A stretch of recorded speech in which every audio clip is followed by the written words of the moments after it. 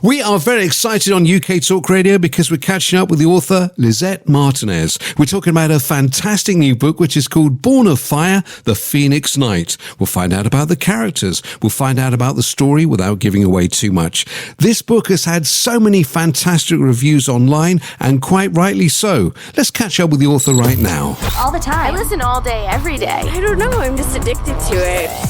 This is UK Talk Radio, with the music you love and the chat you enjoy. All the time. I listen all day, every day. I don't know, I'm just addicted to it. The world of fire feels harsh but hopeful. What was the first image or idea that sparked this story for you? Well, I actually started off of a story I had written in high school, just for fun, where I wanted to explore the idea of a regular world but have fantasy elements to it.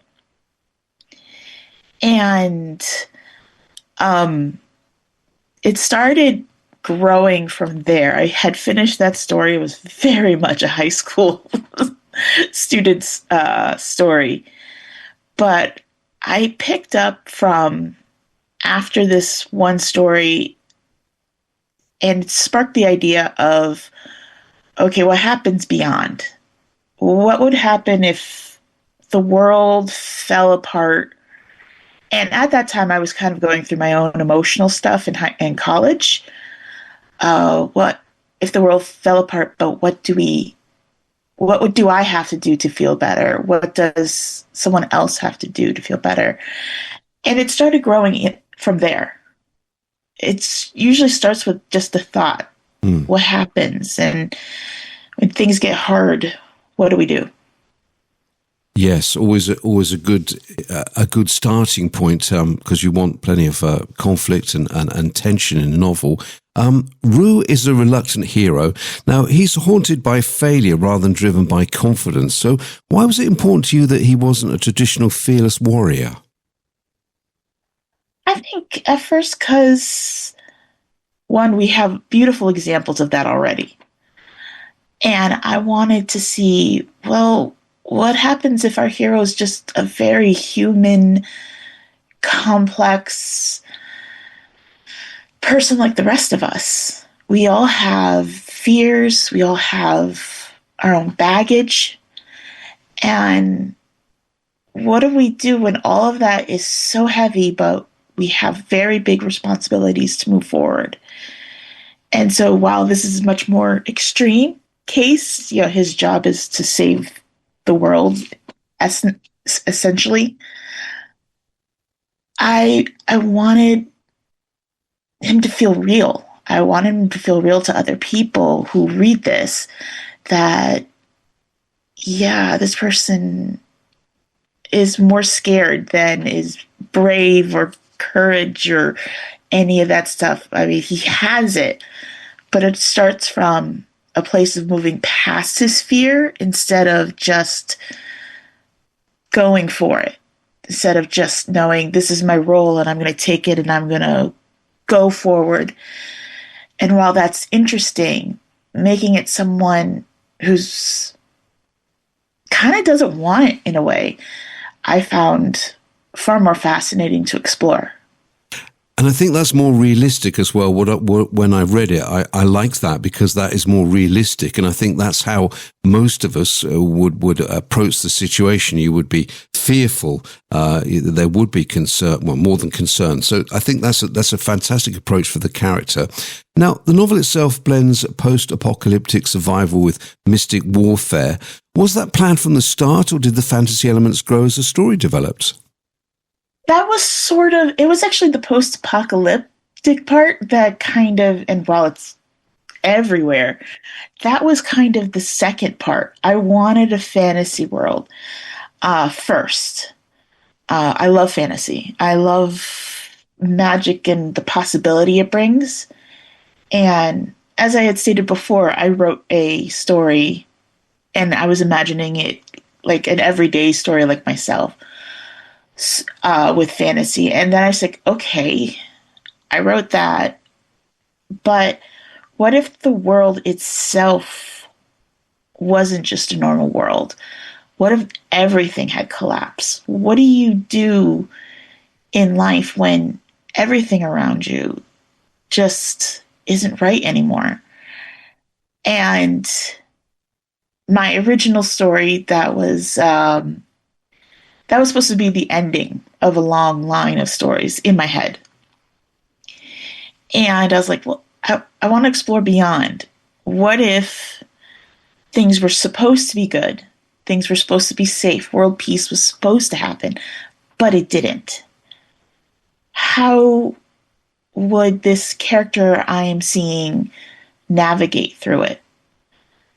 So it really was the other way around. I wanted a fantasy story, but then I wanted to bring the idea of how do you recover when everything around you is just lost, it's gone, and how do you try to make something better when it feels so hopeless, like it's so massive?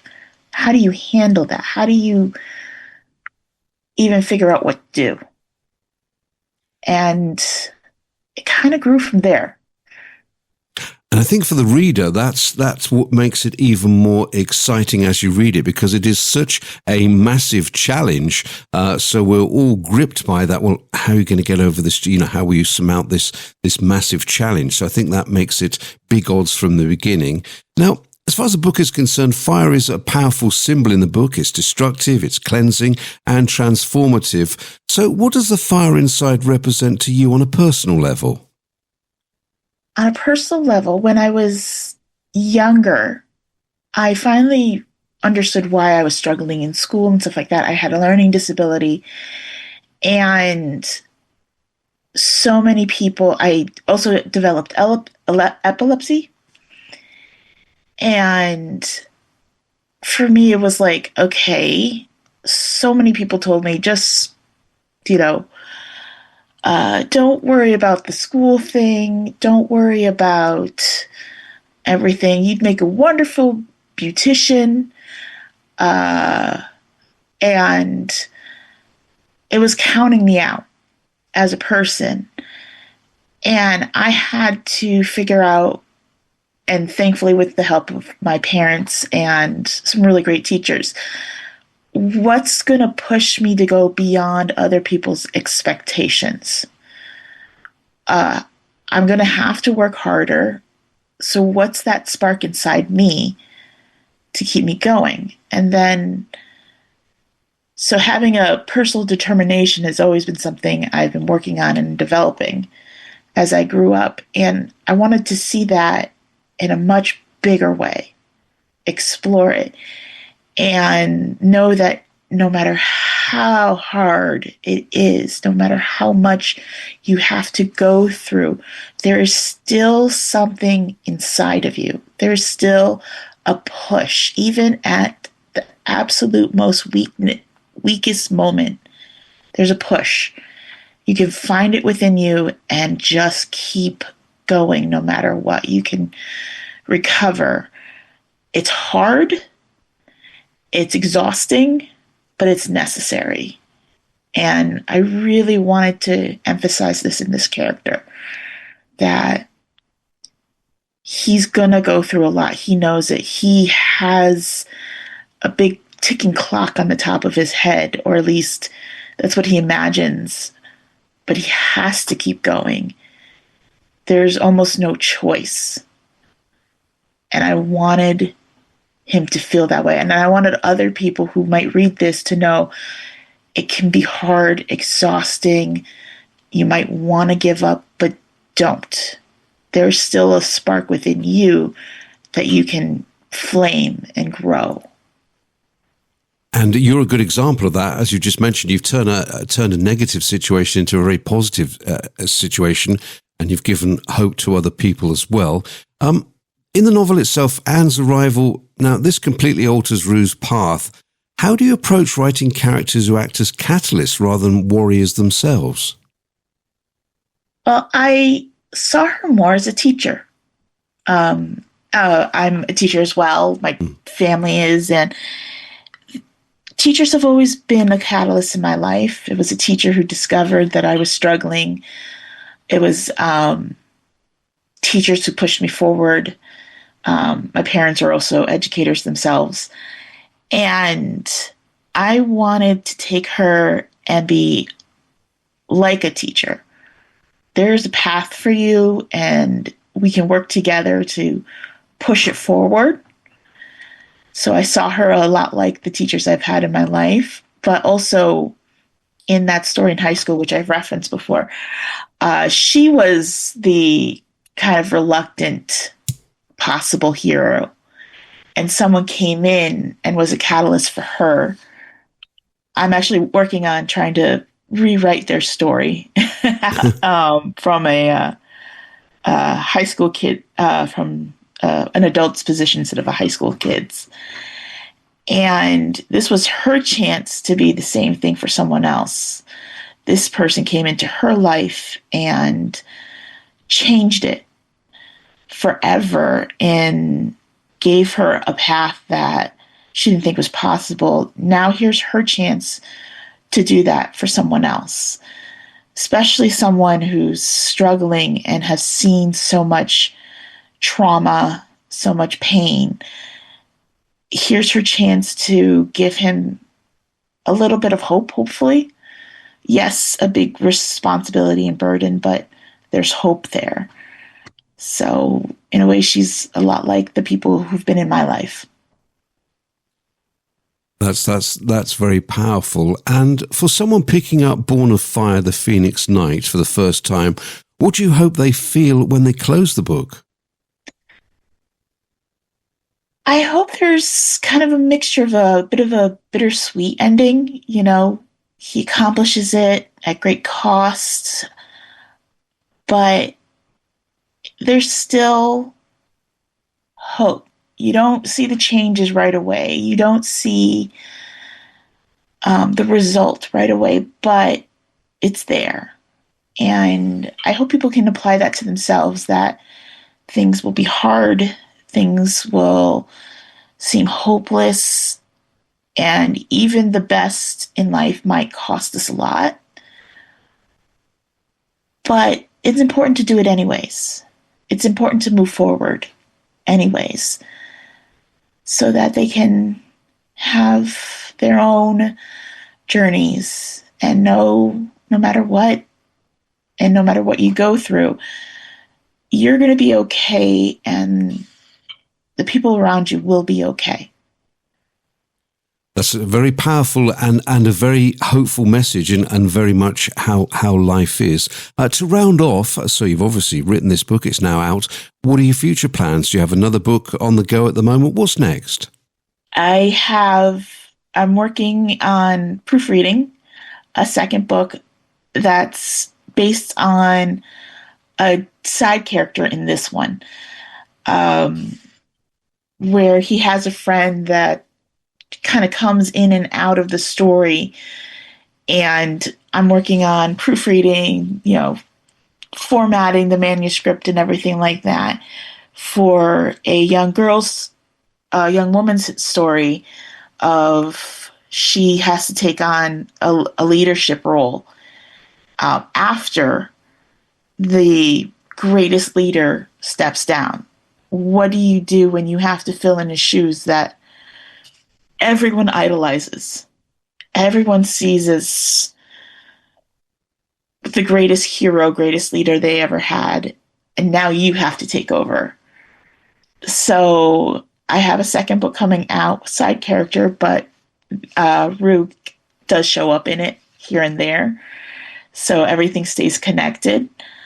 I'm working on rewriting that story from high school as well, to explore now, what did these characters I wrote when I was 16, what would they be like now that I'm 44?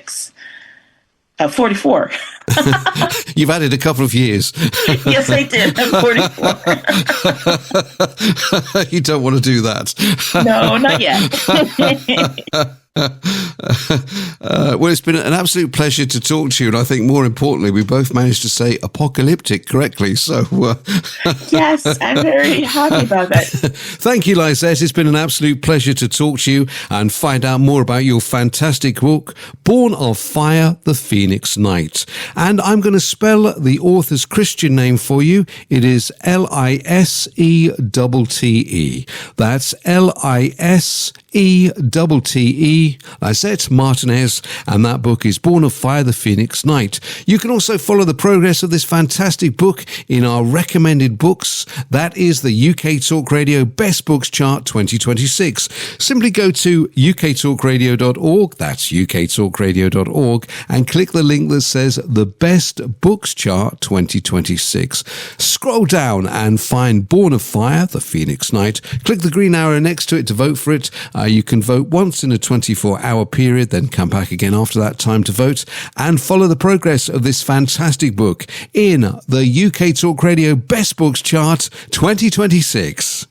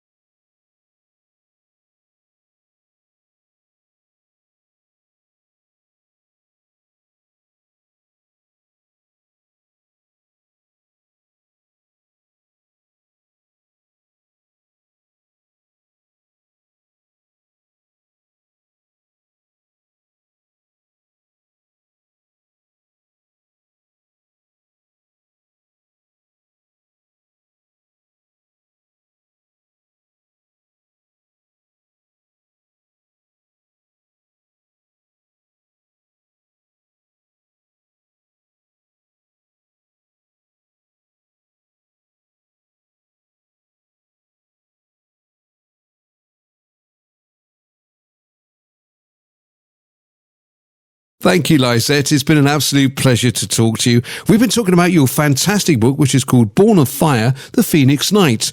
And I will spell the artist's Christian name for you so that when you're searching, you get it correct. It is Lisette. That's Lisette Martinez. And the book is called Born of Fire, The Phoenix Knight. You can also find this book in the UK Talk Radio Best Books Chart of 2026.